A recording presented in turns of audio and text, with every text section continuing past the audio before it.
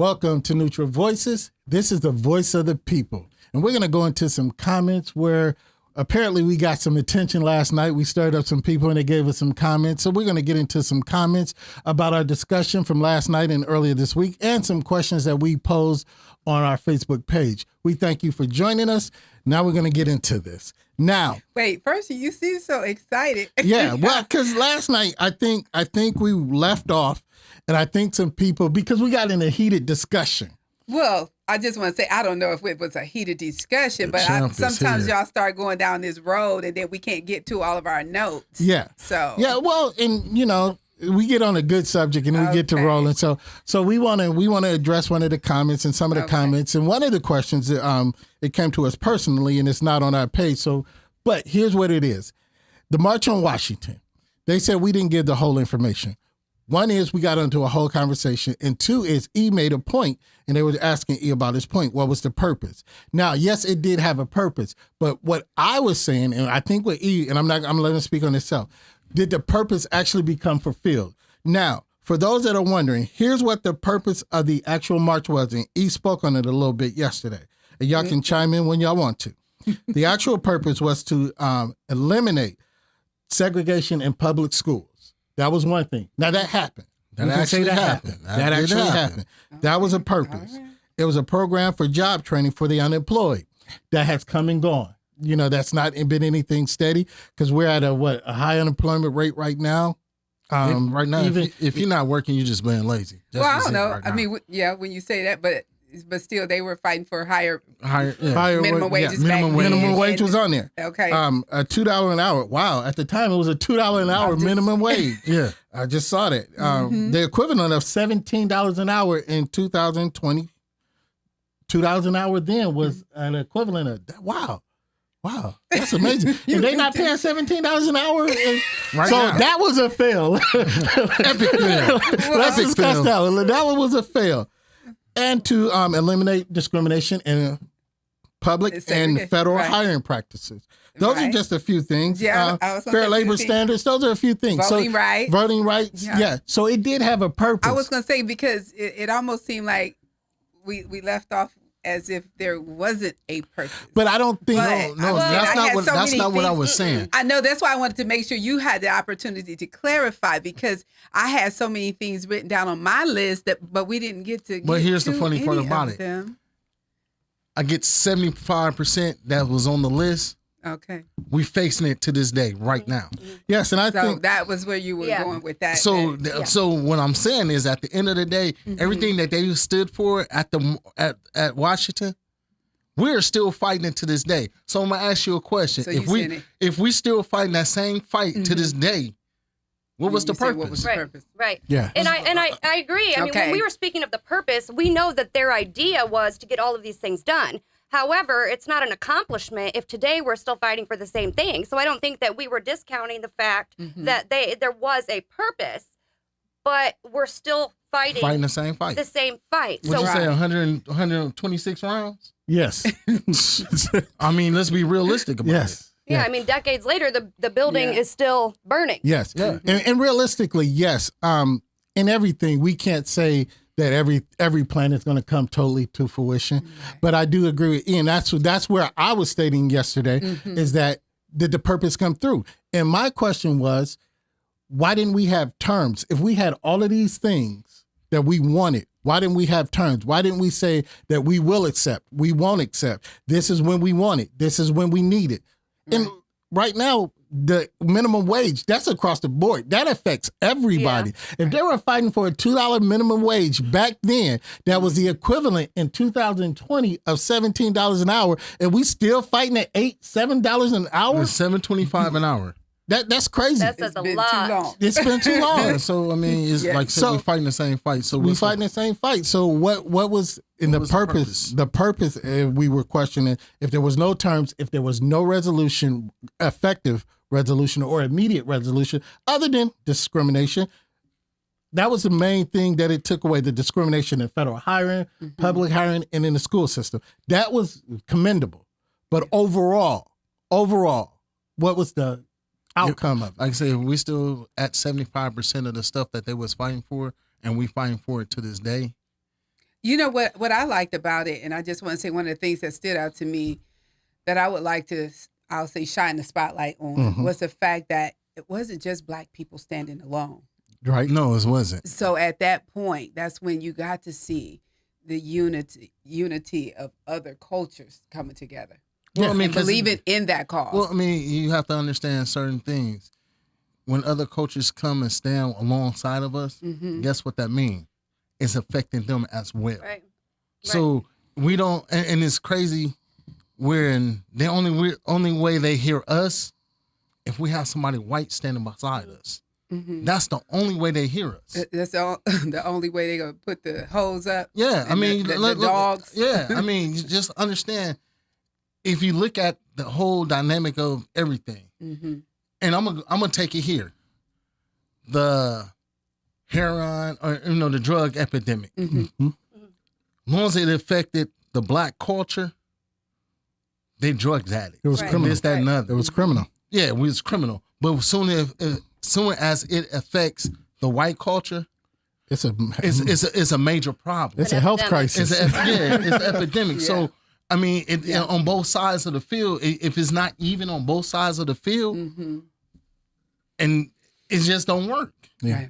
Right. Yeah. And a lot of white people do stand by, like you said, stand next to someone because eventually everything is going to trickle down. We talk a lot about quotes, and we've said before, I think it was last night, injustice anywhere is injustice everywhere. So a lot of times there are white people who understand that things are not equal, but there are also those white people who will never, ever understand, and they'll never stand next to or sit next to a Black person, period. That's right. So, I mean, we have to talk about that stuff because it's real. Yes. Yeah. And we hear your voice, and that was personally brought to us, but we wanted to get you to understanding. We weren't discounting it, but we were looking at it as a whole. How is it affecting us today? That's what we got to ask. It was good idea planning, but did it affect us today? In a lot of ways, it did. In a lot of ways, it didn't. So overall, was it a success? Was it a failure? That's in your eye of the beholder, I believe. Yeah. I think just magnifying the actual purpose of the march. And yeah. So good. Good clarification on that. Well, that's what we're here for. We hear the voice, so we answer. Yeah. Now, our next one is about Rosa Parks. We posed a question on our Facebook page. She had fought to get us the seat in the front of the bus. She got that. But what happened that we're still in a backseat of every other category in America? In society. And I think that we was in the comment. Yeah, so you're saying we again. Yep. So you might need to clarify who you're talking about when you say we. Now, let's talk about Rosa Parks. Historically, in a time period, we were talking about civil rights, correct? Yeah. Who were the we during that time? It was we as a culture, the Black people. We, and still today, it's the we as Black people, because we fall in the lowest percentile of almost every category in the United States, except for one. You know what that is? Crime. And prison incarceration. That's where we top out at. But look at in society where that is. So that's why I was saying we are still in the back of the bus in a lot of societal categories. And again, Daniel, he said this. He said, I feel like there was more to be honored of her character. Her memory should not be based solely on the rear bus seat. Other than that, we means everybody now. We are only bound by our own minds. Even if emotions can be inherited genetically, it seems the conversation gravitated to the we, us, and them. We are all of us. You can't cancel cultures. You cannot forget history. If it will take a huge awakening in order for the blind to see, I believe history is very important, although we cannot live in yesterday. We, us, them are all the same now. Can I go? I'm going to let Jill go first. I'm going to let Jill go first. Okay. Go ahead. I'm going to turn into the angry Black man now. What was his name? Daniel. Daniel, we thank you for the comment. Absolutely. I just want to address one part of that. So a lot of discussions that we do have, we do say us and them. And I'm going to tell you why. Black people, the marches, the Rosa Parks, everything that we have been discussing when we've been discussing history, the fight wouldn't have had to be fought. That's right. If the white people were not making it into a fight. So when we say us and them, we're speaking of history. The reason we are here as a panel is because we know unification is huge. We know that all races come together for the same thing. But we will always, as a panel, have to point out that there's an us and a them. There was an us and a them then, and there's an us and a them now, and that is why we're here. That's right. That's right. That's right. E, go ahead. If that's, go ahead, Dr. No. Go ahead. I was going to say, if that's what, he meant, because we really can't assume. Sometimes in text messages, things get crossed up and I mean, misconstrued. He want to put we all in one group, and there's no way we can do that. Being that if you look at history. Yeah. So at the end of the day, we are talking about, and I hate to put it like this, Black history, even though it is American history, period. We need to drop that Black, period. But if you don't understand the struggle that Black folks have went through as trying to make it, I mean, we didn't have no bootstraps. We made our own boots, and we pulled our own selves up. I don't care where you put us, we gonna figure out how to survive. So there's no way you can say, "Oh, it's a we now." So is Daniel? His thought is that we should be we? I think that's what I got out of clarifying. it. And again, I'm not going to read into what he was thinking. I'm just reading what he wrote. Right, that's what I'm saying. So from the comment, right, clarifying from his comment. For the comment, it does seem like he said that our conversation separated the us and the them, the we and the Okay. And I understand everything that everybody said, and in due respect, because you can't infer what is written, so you got to go with what is written. So you can't infer what the person was thinking or what they were feeling. Exactly. But let's look at this. First of all, I want to say, Rosa Parks, I commend her for what she did. I never diminished her for her credit. She did a great thing, but she was there for a purpose. If you, I don't know if any of y'all go to church, but in the Bible they talk about major and minor prophets. The major prophets was Martin Luther King. He was on the scene longer. Malcolm X was a major prophet. Yeah. Rosa Parks was a minor prophet. She came, did her thing, and that was the last you heard of her. And so maybe we should share with our viewers, listeners, that after all of the craziness that went on and the harassment that she endured, she moved. She couldn't take it. She moved to Detroit and she began working for a congressman there. Yes. Where she worked until she retired. Yes. I believe in 1988. Yes. And so that's what happened to her. Yes. And along that journey in her life, Rosa Parks lost her mother, her father, her brother to cancer, all in the span of 2-3 years. Yeah. So she went through a lot. Yeah. And so, but we want to, and I know you got something you want to say, but then we're going to say something else that was monumental about Rosa Parks. And I'm going to let you have that. And I was going to mention monumental. And those things were good, but her monumental and her statue rest on that back of the bus seat. That's where her statue will rest. Not diminishing that. That was a great cause. But also, I want to go with the we and us. Yes, mentality, if we could all see that there was not a you, not a I, not a me, not a we, but a us. But the problem is, and we talked about it because we saw a video where he said that Martin Luther King said that we were considered things. The thingification. Correct. The thingification. We were considered things. Now, until that mindset changed, it's still there. Because why do I say it's still there? And why am I saying we're still at the back of the bus? Again, the lowest determining thing in society, we're the top of. That's crime and incarceration. Okay. Any other major category, we're dead last. One is wealth. We own the same amount of the American dream as we owned over 100 years ago. That's 5%. Okay. That means we, as Black people, move not an inch. Not 1 inch in the wealth. Not I'm just in that one. So that's why we're saying we, until, like I say, because some things can't go back and be undone. Right. Nope. Some things can't. We can't go back and get our money from slavery. We can't go undo the wealth that was gained through slavery. So that's why we're saying we. What we're saying now is give the people a fair shot. And that's the we. It's not against anybody, but you gotta recognize what it is. It's so clarifying and being done with the we, you're saying we are Black people. Yes. And when you're speaking of that, if it's somebody else, another culture, we, whoever. So until we all come together and eliminate equally. Yeah. Well, I mean, let's just put it like this. We get to say we. Instead of saying we, just say Black people. Well, I'm just saying, but we get to say we. So, let's just put it out we there. We appreciate the comment, but we get to say we. Yeah. Well, so it won't be misconstrued. We're talking about Black people. We talking about Black people. Let's just say Black people. Yes. I mean, that simplifies. It simplifies. Yes. Right. And we can do that. But one of the things, too, I wanted to point out, wanted to make sure I say this because I think it's a beautiful thing.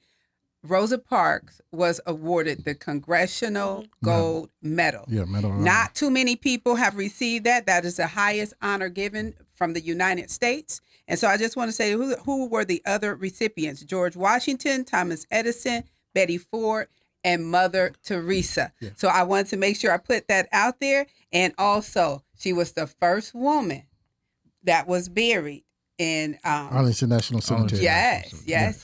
Well, and Daniel, I'm gonna give you a person that said there's not a we and not an us. The owner of Domino's Pizza. You know he took care of Rosa Parks until she died. Little Caesars. I'm sorry, Little Caesars. I knew it. Little Caesars Pizza. The owner of Little Caesars Pizza. He took care of Rosa Parks until she died. Didn't know. Took care of all of her bills. Do you like Domino's better than Little Caesars? I can't eat pizza. I like living. I like living. All right, we got one more question, and we're gonna get in. Okay. We got through those. Yes. Okay. Things that we just needed to clear up, and we're hearing your voice. Right. Now, here's another question. It was brought to our attention. It's been on the news that on the south side of town, they're gonna build a Starbucks. Now, we looked through a lot of comments and looked through a lot of things. And one of the things it said that why didn't they give Black businesses or Black-owned businesses the opportunity to build something or put a business in that area?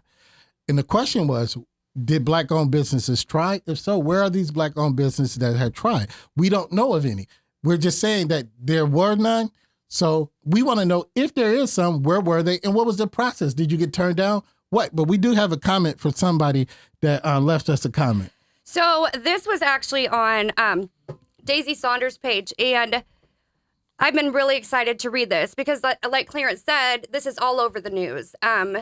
People are very split, and I probably have an unpopular opinion, but I'm going to tell you what it is anyway. So let me read. Let me read what Daisy said in her post. She says, "No to Starbucks and no to the gentrifiers who support this effort. When you do not know your history, you repeat it. They don't want a Wakanda on the southeast side. There wasn't a Starbucks in Wakanda. Black Wall Street didn't need a Starbucks. It was Mr. Moody's Coffee and Cobbler. Invest in your own people. Stop playing with us. This is the Black dollar." So let me just say this.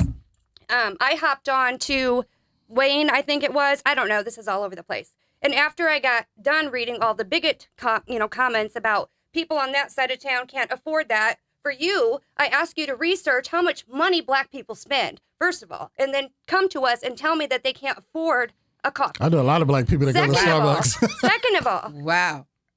Everybody sees this and they're all excited about a Starbucks because that's the point. Do you realize that within 12 months of a Starbucks coming to town, the property values increase 5%? This was a Harvard study. This is not opinion. Mm-hmm. All of a sudden now, after Starbucks, now you see the developers coming in, the housing additions coming in. Mm-hmm. Starbucks is not here to serve the people that live in the community that they are setting up shop in. So, I mean, if you see this happening, if you see a Starbucks, it is the start of something. And That's while right. you may be excited about your $7 cup of coffee, I promise you it's not good. It's not a good thing. It's definitely I don't not. support Starbucks, so I'm good. I've never had anything from Starbucks other than a cup of water. I would be lying if I said I didn't, but it's just being aware and understanding. When you see a Starbucks coming to the neighborhood, look out. That's what happened to Brooklyn. That's what happened to Brooklyn. I'm just saying. You know, there's more to it. So you're right with that. When you see Starbucks, then you're going to have, Whole Foods and heightened police activity all of a sudden when there wasn't that police activity before. There's been police and you're activity. Gonna have, no, but I mean, I know it. But they're not there to protect you. I know what you mean. The police aren't there to protect you this time. They were there before. Since when they was here to protect me? Exactly. When you see the police show up, it's not to protect you most of the time. Nah. It's to run you off. But they are going to be here to protect the Starbucks customers, which are going to be who? The white people that are driving in from other places. Hoagland, places on the highway. Well, I'm gonna say this: it's a lot of white people that have money that stay on this side. Absolutely. I was giving. So, let's clarify that, please. Let's clarify that. But Starbucks is not. I'm just saying, gentrification. A lot of times they come into neighborhoods that are non-white. That's a fact. Regardless of the white people that choose to live here, it's going to affect them as well because you've got, let's say, the schizophrenic woman that's been walking around town for 20 years not bothering anybody, and all of a sudden you're going to have these people that are calling the police. You're going to have, it's a whole different environment. That's right. So I would advise you, Karen, to do some research about what happens when a Starbucks shows up. Karen gonna come in and get hurt. Well, I'm gonna flip a point to that because also today they said that they're building a legacy, something legacy, and I the name is slipping my mind. If somebody could look that up for me, but it's a real estate development office, and it's a Black-owned business that they're building in the same area. So there are Black-owned businesses coming. In that development that you're talking about, there's a new development. I think that a Black person is the head of this development. My question is, what's the downside of that? Well, I have a question. Where are they building this Starbucks and across from Menards in that area by Taco Bell and all of that? I don't area by in the Walmart, old Southtown. Yeah. I'm just gonna say Southtown. The old Southtown, yeah. Southtown. So, when was the last mayoral election? What, 2 years ago? It was 2 years ago. 2 years ago? Yeah. I never forget being at the debate. Mm-hmm. And the mayor of Fort Wayne, Tom Henry, was happy about the McDonald's. Yeah, he was happy about the Taco Bell, but no, they gave him the Taco he Bell. said for anybody that came to him with a plan for a family activity, a family oriented business. Yeah, oriented business. He would give that land to the person. Mm-hmm. And I know for a fact, a few people try to reach out and talk to him and try to get that with no success. Mm-hmm. So at this point, now they want to put a Starbucks and want the realtor company over there and all this. My question is, what happened to the mayor giving that land to anybody that had a family business idea? Right. Yeah. Right. And that's the question. Well, yeah, and I can't speak to that don't know because I don't know details anybody. of that. But are we not happy about the Black real estate company? Or I look at it like this in that area, and just me personally, take how you want to just enjoy your night. We don't need that over there. We need more things that we don't have to go out north, out east, and out west to go to spend our money. I would say that we need it, and I would say that it's awesome for them to even take a chance and do that. So I would say I'm proud. I'm proud of them for doing that. I'm proud of them having one on this side of town. But do you know how many Black people actually have a business or start a business, maybe on the South Side, but then they leave the South Side? And I understand that, but at this point, no loyalty to the South Side. I can tell you, and speaking from personal experience, I have made up my mind. It's a personal choice to remain on the South Side as long as I do business. Right. But there are some people, they don't care. They are going west, north, anywhere but south. And they look like you and I. And I understand that, but at this point, this side of town, we need everything. We need everything. So, I live on this side of town, and it's hard to find somewhere to go eat. It's hard. I got to go out west or out east to go to a movie theater. I got to spend my money on a whole nother side of town that this side of town would never see. Mm-hmm. But as long as we spend our money out that way, our money's getting spent on the stuff on that side of town. Yeah. So, at this point, I could care less about a realtor, about a Starbucks. Give me something on this side of town where the money can benefit this side of town. It's just that simple. I agree with all of that. I agree with that. But I just feel like we got to start somewhere. Yeah. And so, let's get us a movie theater. Yeah. Let's get us a sit-down restaurant. Here's the crazy part about it. The old Target building. Yes. At one point, somebody was trying to put Magic Johnson Theater there. Oh. And guess what? The nice. City shut it down. Yeah. Oh. Right. So I mean, just think about that. I'm thinking. I hear you. Yeah. Well, these are things, and we hope that we have heard your voices and you have heard ours, and we have cleared up any misunderstanding, because one of the things we do, we want to educate. We don't ever want to mislead anybody. So giving, clarification is something that we enjoy doing, but we also enjoy hearing from your comments. But everything we want to say and everything we talked about goes back to this. It's history. If you don't know your history, you're doomed to repeat it. So there's some things that we shouldn't stand for, and we shouldn't accept on both ends that everybody has spoke on. So if it's gentrification, we should be aware. We should know it is. We should try to, we can't stop it. We should try to combat it by doing our own thing. We shouldn't have to wait for people. We should get up and do our own. Get out and do something for ourselves. But we want to thank you for joining us, and we want to tell you, always protect your mind.